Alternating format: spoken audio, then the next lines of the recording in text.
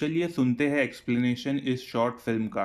Film की शुरुआत में एक प्रेमी जोड़ी बेन और रेचल को दिखाया जाता है। दोनों भी खाना बना रहे होते हैं। तभी दरवाजे की घंटी बजती है। बेन देखने जाता है कि कौन है। बेन बाहर खड़े व्यक्ति को देख थोड़ा बेचैन सा हो जाता है। बाहर खड़े आदमी के हाथ में एक गिफ्ट बॉक्स होता है। वो रेचल को बताता है कि दरवाजे पर शॉन है, तो रेचल भी चौंक जाती है। वो कहती है कि उसे शॉन से नहीं मिलना। शॉन की हरकतें थोड़ी अजीब लग रही है। वो बेन से पूछता है कि वो गलत समय तो घर नहीं आया। जाहिर सी बात है कि वो गलत समय पर आया है, लेकिन बेन इंसानियत के नाते उसे अंदर बुला लेता है। शॉन पूछता है कि क्या रेचल घर में है। बेन कहता है रेचल घर पर नहीं है। ये सुनकर शॉन को अच्छा महसूस होता है। उनकी बातों से पता चलता है कि रेचल और शॉन का कुछ समय पहले झगड़ा हुआ है और उन दोनों की बातचीत बंद है। इसीलिए शॉन के अचानक घर आ जाने से बेन और रेचल दोनों भी आश्चर्यचकित है। वो बेन को गिफ्ट बॉक्स देकर कहता है कि ये उसके तरफ से एक छोटी सी पेशकश है। कुछ देर खामोश रहने के बाद बेन शॉन से पूछता है कि क्या वो ठीक है। शॉन जवाब देता है कि वो बिल्कुल ठीक है। बेन को वो गिफ्ट बॉक्स खोलने को कहता है। गिफ्ट बॉक्स के साथ एक लेटर भी होता है, तो बेन पहले लेटर पढ़ने जाता है। शॉन उसे रोक देता है और कहता है अगर लेटर में लिखी बात उसे समझनी होगी तो उसे पहले गिफ्ट बॉक्स खोल कर देखना होगा। बेन बॉक्स को खोलता है तो उसे अंदर कुछ नहीं दिखता। बेन को कुछ समझ नहीं आता,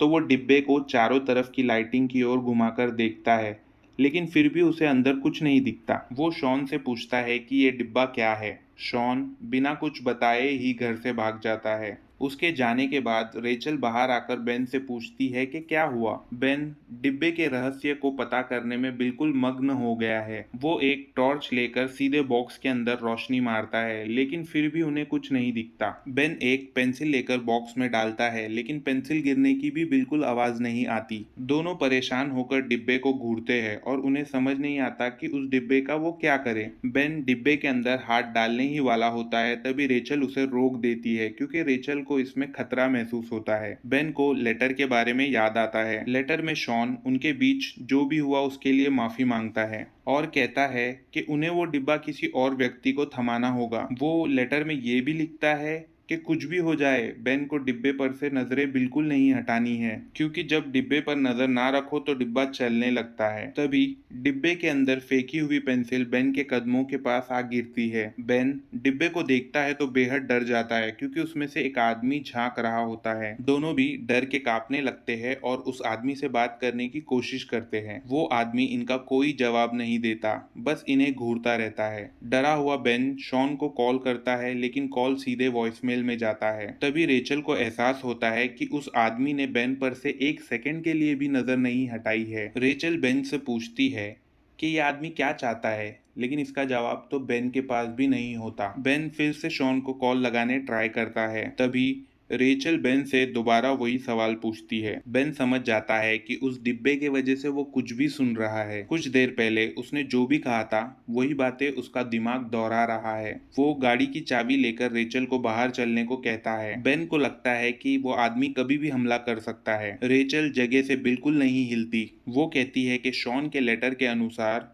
बॉक्स को हर वक्त देखते रहना है, नहीं तो ये खतरनाक साबित होगा। बस चेक करने के लिए कि अगर डिब्बे को ना देखे तो क्या होगा। रेचल और बेन कुछ सेकंड्स के लिए एक दूसरे को देखते हैं। जब वो डिब्बे को वापस देखते हैं तो उस आदमी ने अपने दोनों हाथ डिब्बे के किनारे निकाल रखे हैं, मानो जैसे कि वो बाहर निकलने की कोशिश कर रहा हो। बेन रेचल से बॉक्स को देखते रहने को कहता है और वो खुद शॉन के घर जाने का फैसला करता है। वो रेचल को कुर्सी पर बिठाकर उसके हाथ में एक चाकू देता है ताकि वो खुद का बचाव कर सके। फिर हमें दिखाया गया है कि गाड़ी चलाते समय बेन का कॉल शॉन को लग जाता है। बेन शॉन को बताता है कि डिब्बे में से एक आदमी बाहर निकलने की कोशिश कर रहा है। शॉन ये सब सुनकर हैरान हो जाता है। उसने ये डिब्बा बेन को सिर्फ इसलिए दिया था क्योंकि रेचल घर पे नहीं थी। जब शॉन को पता चलता है कि बेन ने रेचल को डिब्बे के साथ अकेले छोड़ दिया है तो वो काफी घबरा जाता है। वो बेन को बताता है कि क्योंकि डिब्बा बेन को गिफ्ट में दिया गया था, तो डिब्बा सिर्फ तभी नहीं हिलेगा जब बेन उसे देख रहा हो, ना कि कोई और। जैसे ही बेन को पता चलता है कि रेचल खतरे में है, तो वो गाड़ी को घुमाकर उसके घर की ओर ले लेता है। शॉन उसे बहुत समझाने की कोशिश करता है कि वो घर वापस ना जाए, लेकिन बेन उसकी बात नहीं मानता। बेन घर पहुंचता है तो देखता है कि घर के लाइट्स बंद है और स्विच भी टूटा हुआ है। वो टॉर्च जलाकर देखता है तो डिब्बा टेबल पर नहीं होता और रेचल भी गायब है। बेन बेसमेंट का दरवाजा खोलता है और रेचल को पुकारता है। रेचल भी सामान्य आवाज में बेन को बुलाती है। बेन धीरे धीरे नीचे उतरता है लेकिन बेसमेंट के बेडरूम में कोई नहीं होता। उसे बाथरूम से कुछ आवाज सुनाई देती है और वो चेक करने चला जाता है। बेन को वहां डिब्बे वाला आदमी खड़ा दिखता है। बेन उसकी आंखों में देखते रहने की कोशिश करता है लेकिन एक जोर की आवाज आती है और उसका ध्यान भटक जाता है। एक पल में वो आदमी गायब हो जाता है। बेन तेजी से ऊपर भागने की कोशिश करता है लेकिन सीढ़ियों से कुछ लोग नीचे आ रहे होते हैं। कमरे की दूसरी तरफ से अब वो आदमी भी बेन की ओर चलकर आ रहा है। बेन दोनों तरफ तो एक वक्त पे नहीं देख सकता, तो जिस तरफ बेन नहीं देख पा रहा होता है उस तरफ के लोग बेन के करीब आ रहे हैं। आखिर में वो बेन को चेप लेते हैं और फिल्म की स्क्रीन काली हो जाती है। ये फिल्म हमें सिखाती है कि किसी से भी उठ के गिफ्ट बॉक्स ना ले, कम से कम उससे तो नहीं जिससे तुम्हारा झगड़ा हुआ हो। Thank you so much for watching. Subscribe.